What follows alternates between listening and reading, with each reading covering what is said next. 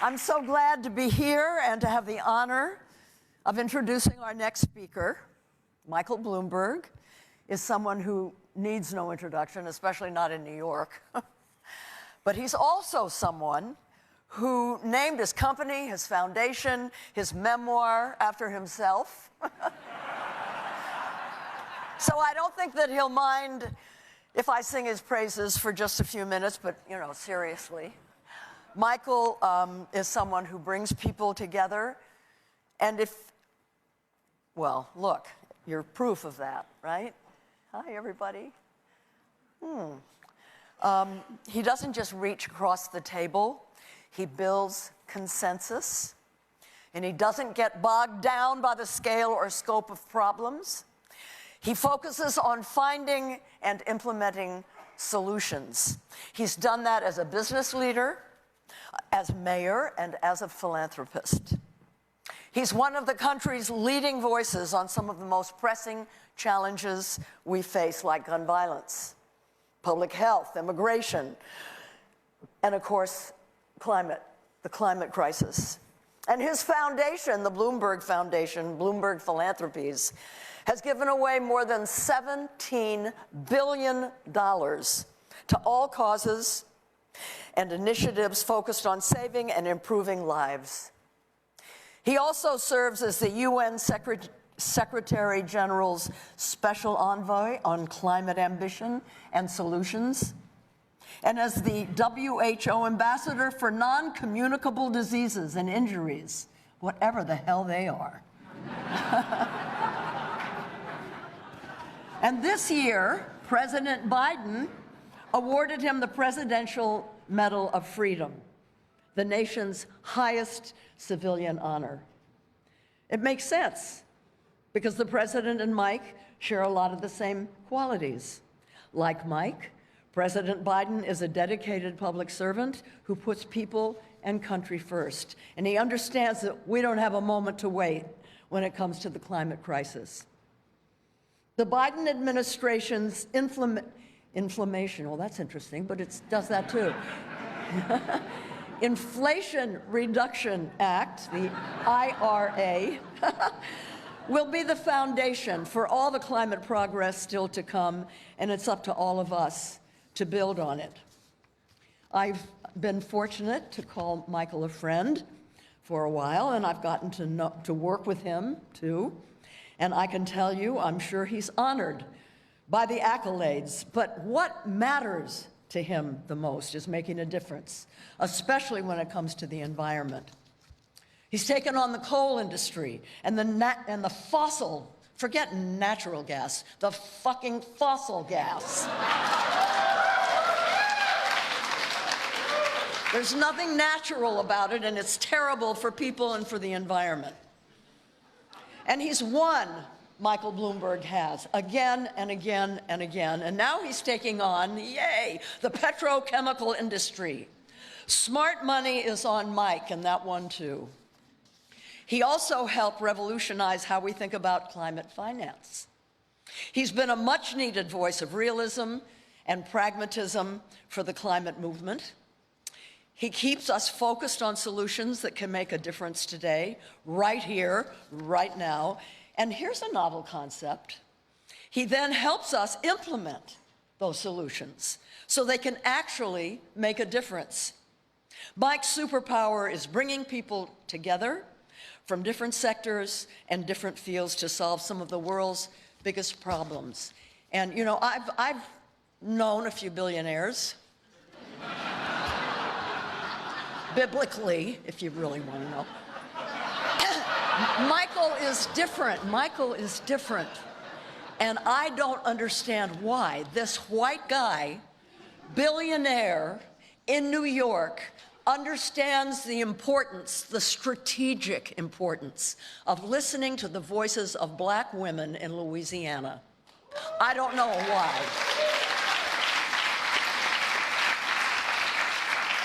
God bless him. And here's what the Global Business Forum is all about. And as is often the case at convenings like this, his vision and leadership is the reason that we're all here. With that, it is my absolute pleasure to introduce Michael Bloomberg.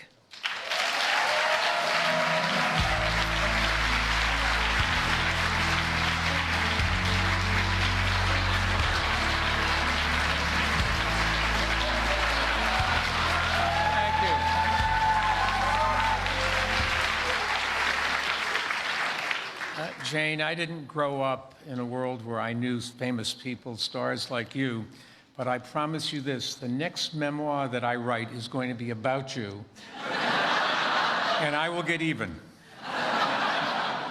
Anyways, thanks for that nice introduction and for all of your work on behalf of the environment, public health, and so many other important causes. And now it is my pleasure to introduce our next speaker. And we're honored to have him with us as President Joe Biden. Nice round of applause for Joe.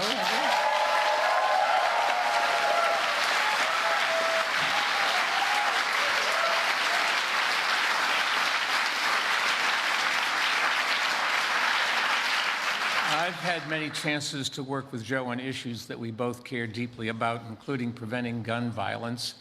Thanks to his leadership in the White House, Congress passed the first major gun safety bill in a generation. And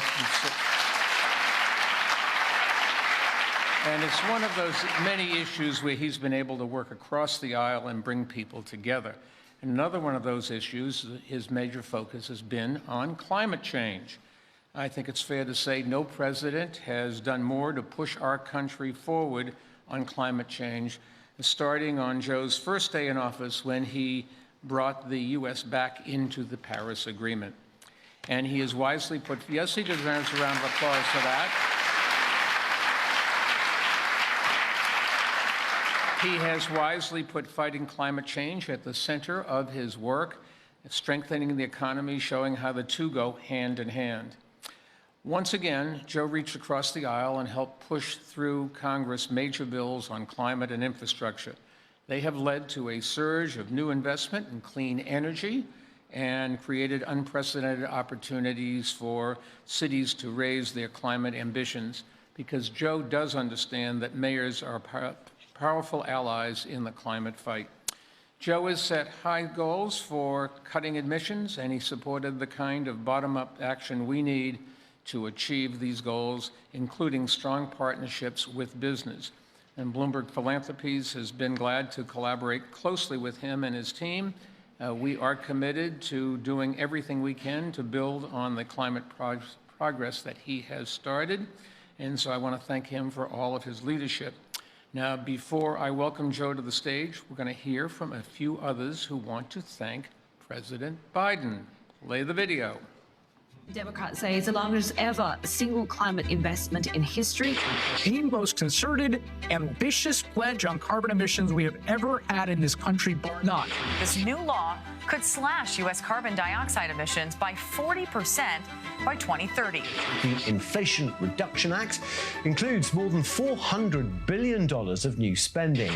President Biden. President Biden, thank you. Thank you, President Joe Biden. President Biden has been the most effective and impactful climate champion our nation's ever seen. You've proven to the world that change is possible. Thank you for everything you're doing to accelerate the transition from fossil fuels to clean energy. For delivering the largest climate and clean energy investments of any government anywhere in the world. We're making historic investments to accelerate our green economy, put Americans back to work. Limiting new offshore oil and gas drilling in key coastal areas demonstrates the leadership across the globe. He also delivered by setting aside hundreds of billions of dollars for environmental justice communities. Thanks to President Biden, Congress and EPA have done more for the climate in the last 4 years than ever before. Thank you, President Biden, for keeping your promise. Thank you for your leadership. Let's keep making progress. No other administration in history has been this committed to the climate crisis. Because of you, we're on the right path for generations to come. Thank you for ensuring that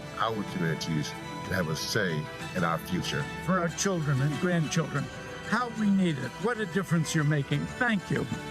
And on behalf of the entire climate movement, thank you. Thank you.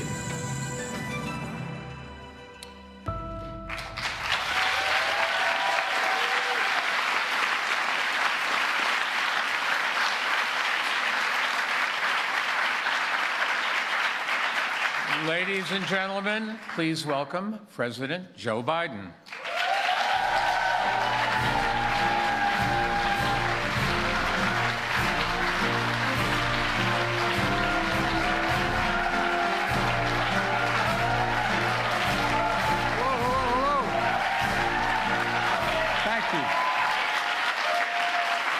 Thank you, thank you, thank you.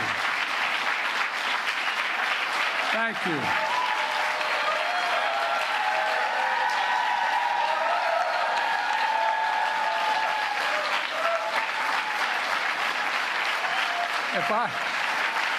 Thank you.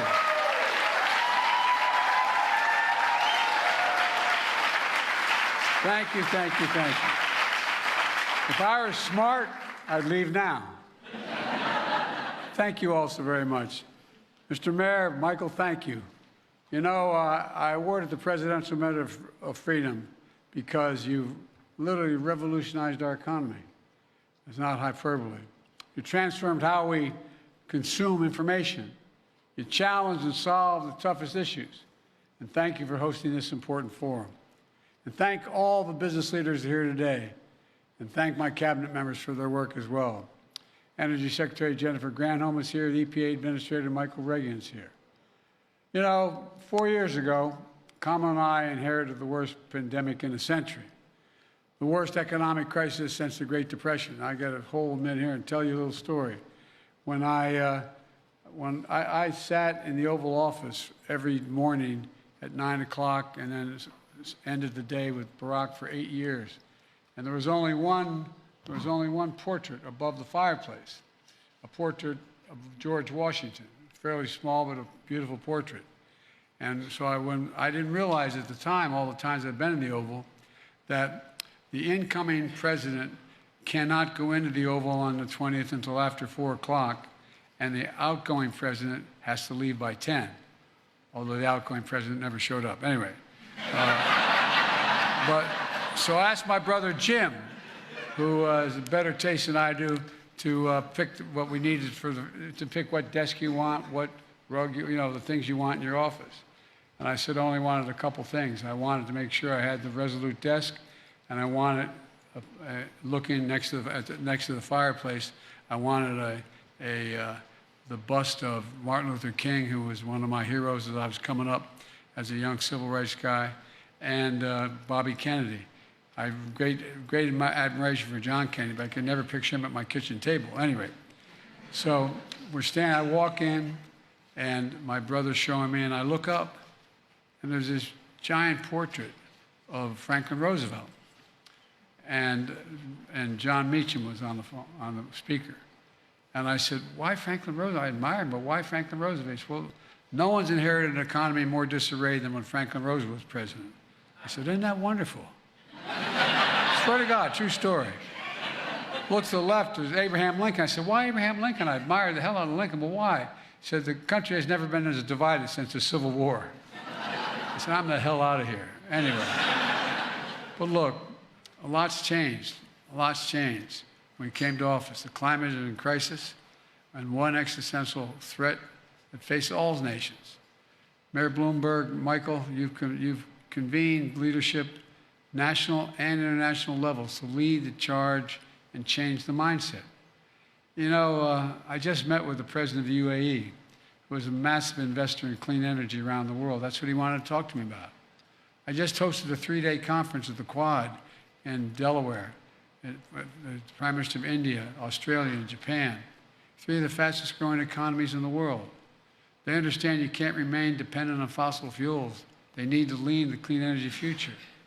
I had a discussion with the President of Kenya, whom I hosted for a state visit. Kenya is also a global leader in clean energy. Together we've launched the U.S.-Kenya Climate and Clean Energy and Industrial Partnership. All this matters. Now I want to pivot to home here.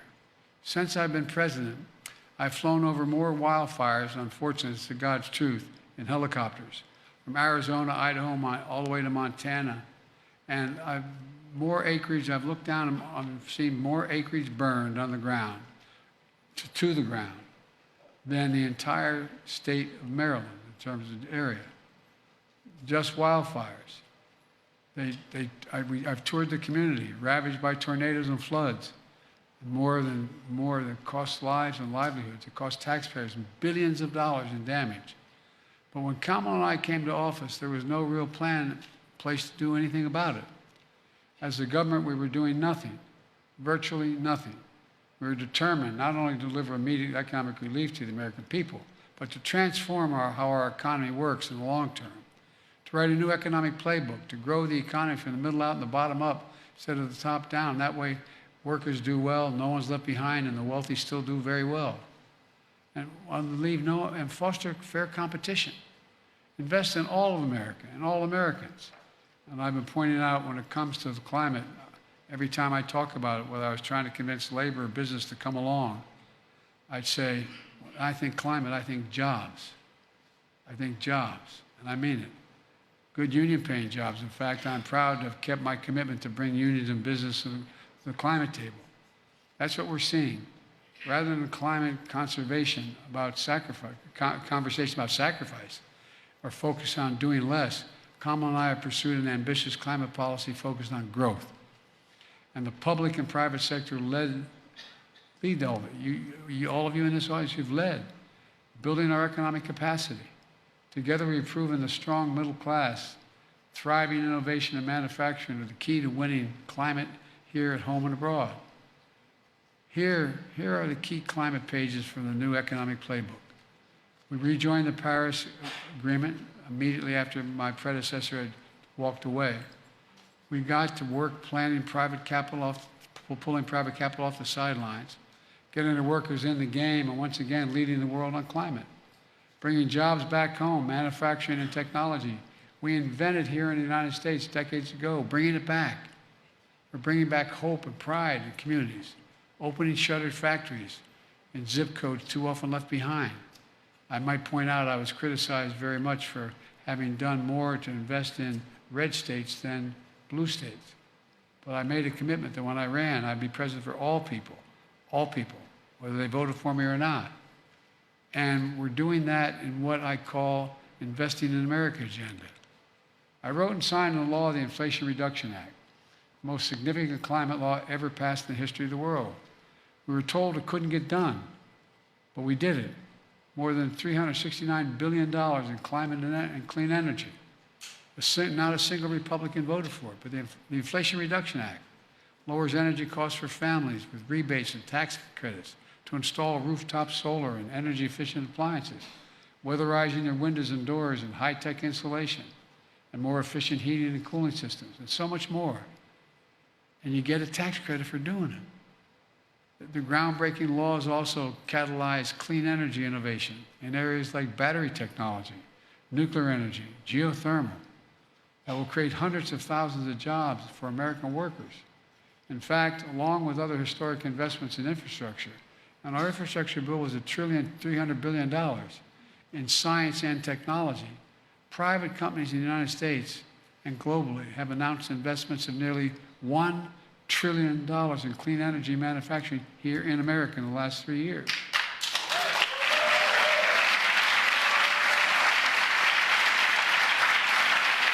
And you all are the leaders of that. You're the ones. We're just getting started. In the face of the dangerous and deadly impacts of climate change, we're also making our cities and towns more resilient.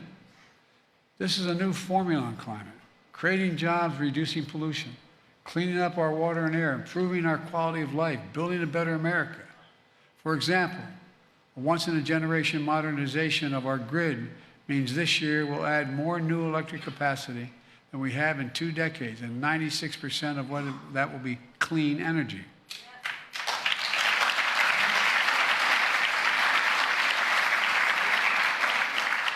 I went to the University of Delaware, and a university professor was the first solar-powered building that inspired residential solar adaptation. And more than 80% of the solar panels and components are manufactured in China, though. But now we're turning that around. American solar panel manufacturing is up 4 times what it was 4 years ago, with more to come. America invented the lithium-ion battery technology that's powering our clean energy transformation, including electric vehicles and the grid. But when Kamala and I came to office, America was barely making any any of these batteries. Well, other countries are commercializing them, but not anymore.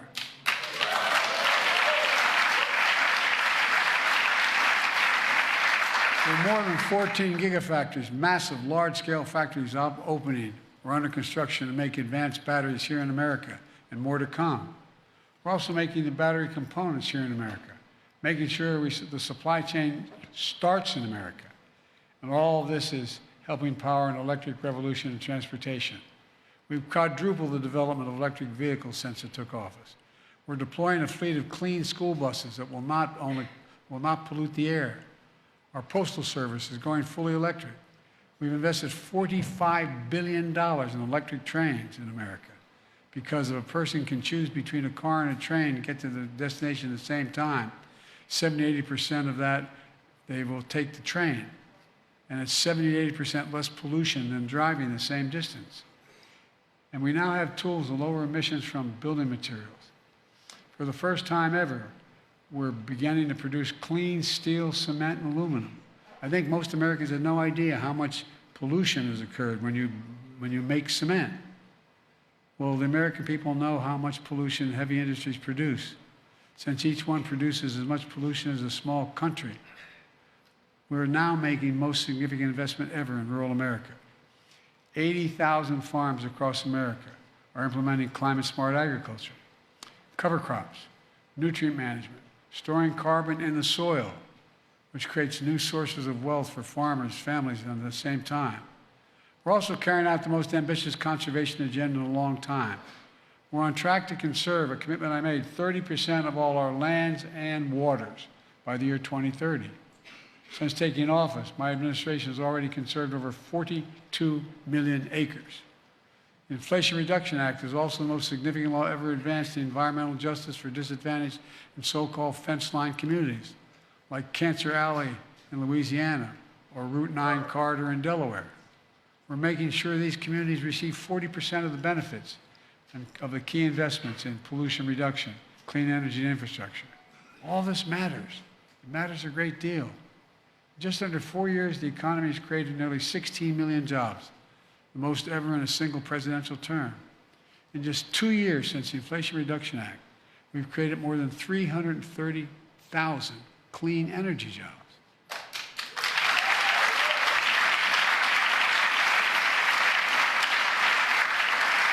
Or I should say, you created that. Clean energy jobs are growing twice as fast as the economy overall. Clean energy workers are joining unions at the highest level in history. And I'm really proud to have launched the American Climate Corps, patterned after the Peace Corps and AmeriCorps, to put tens of thousands of young people on the path to good-paying, clean energy jobs to improve our environment and grow our economy. And you know, the United States has reasserted America's position as a global leader in climate. We're leading an all-out effort to partner with nations to reduce global emissions, to limit global warming to 1.5 degrees Celsius. You all remember when Putin invaded Ukraine, which sent food and energy prices soaring around the world, and showing just how volatile and fragile a fossil fuel-based economy can be. The United States rallied the world against Putin's aggression. We've led the world in releasing oil reserves and stabilizing global energy markets, while also working quickly as possible to deploy clean energy resources.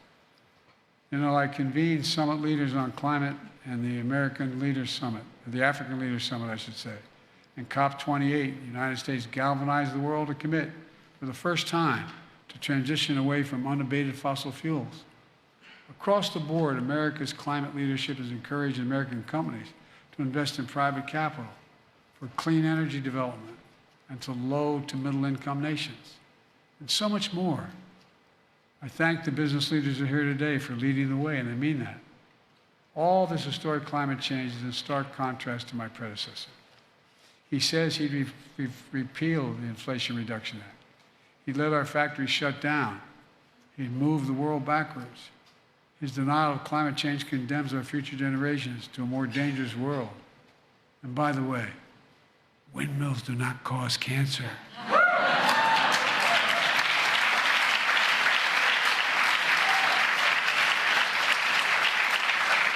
I think we've laid out a better choice, and today we're better positioned than any other nation of the world to promote a clean energy future.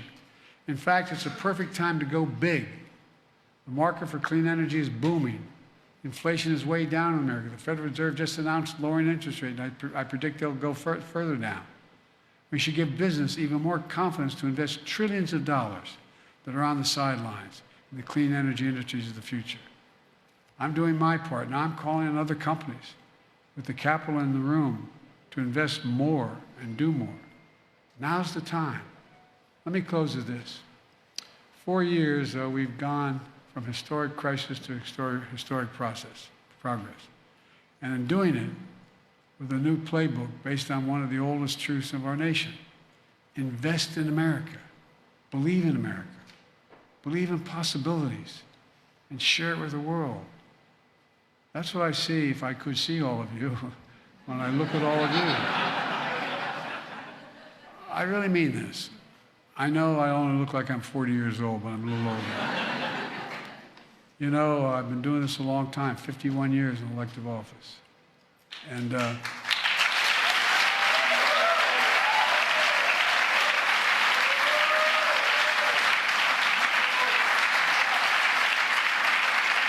hard to say. It's hard to say. But I give my word to Biden. I'm never more optimistic about America's future. And Michael, let me go back to you. Your initiative, your commitment, your vision, your dedication have literally changed the world. We've gone a long way to encourage the Americans to be convinced once again that we can do anything. We just remember who the hell we are. We're the United States of America. There is nothing beyond our capacity when we act together. Folks, as a student of history, we're the only nation in the world that's come out of every major crisis we've entered stronger than we went in. Every single time.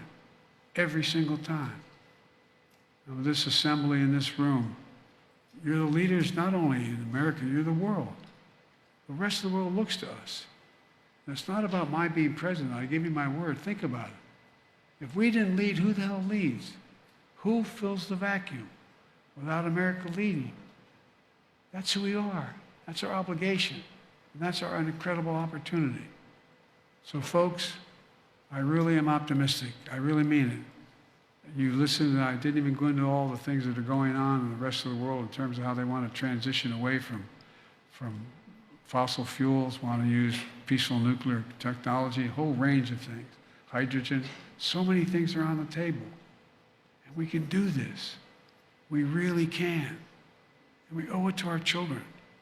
And quite frankly, we owe it to lead the world. If my mom was here, she'd say, Joey, end it, okay? And I will. So God bless you all. May God protect our troops. Thank you very, very much.